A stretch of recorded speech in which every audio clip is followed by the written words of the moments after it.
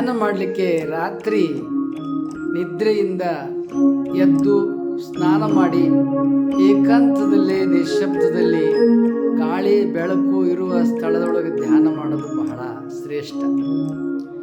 ಕೆಲವು ಸಲ ಏಕಾಂತ ಸಾಧ್ಯವಾಗದೇ ಇದ್ದರೂ ಕೂಡ ಬೆಳಗಿನ ವೇಳೆ ಧ್ಯಾನ ಮಾಡಲಿಕ್ಕೆ ಬಹಳ ಸೂಕ್ತವಾದ ಸಮಯ. ಅದರಲ್ಲಿಯೂ ನಾವು ಧ್ಯಾನ ಮಾಡಬೇಕಾದ್ರೆ ಸ್ನಾನ ಮಾಡಿಕೊಂಡು ಶುಭ್ರ ವಸ್ತ್ರಗಳನ್ನು ಉಟ್ಕೊಂಡು ಧ್ಯಾನ ಮಾಡೋದು ಬಹಳ ಸೂಕ್ತ ಮತ್ತು ಶ್ರೇಷ್ಠ. ಅದರಲ್ಲಿಯೂ ಬೆಳಗಿನ ವೇಳೆ ಬಹಳ ಶ್ರೇಷ್ಠ. ಯಾಕಂತ ಹೇಳಿದರೆ ರಾತ್ರಿ ನಾವೆಲ್ಲ ಚೆನ್ನಾಗಿ ನಿದ್ದೆ ಮಾಡಿರ್ತೀವಿ. ಈಗ 12 ಉಸಿರಾಟಗಳು. ನಿಧಾನವಾಗಿ ತೆಗೆದುಕೊಳ್ಳಿ, ನಿಧಾನವಾಗಿ ಬಿಡಿ. ಸಿದ್ಧತೆ ಆರಂಭ.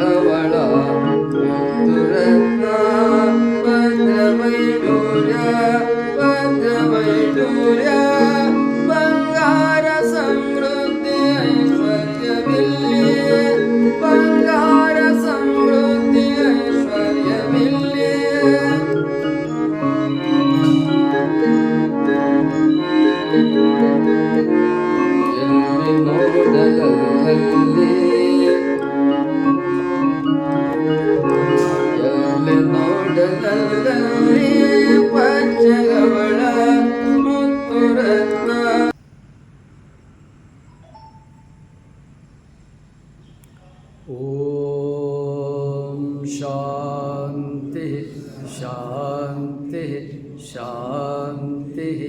ಇನ್ನೊಮ್ಮೆ ಎಲ್ಲರೂ ಗಟ್ಟಿಯಾಗಿ ಹೇಳಿ.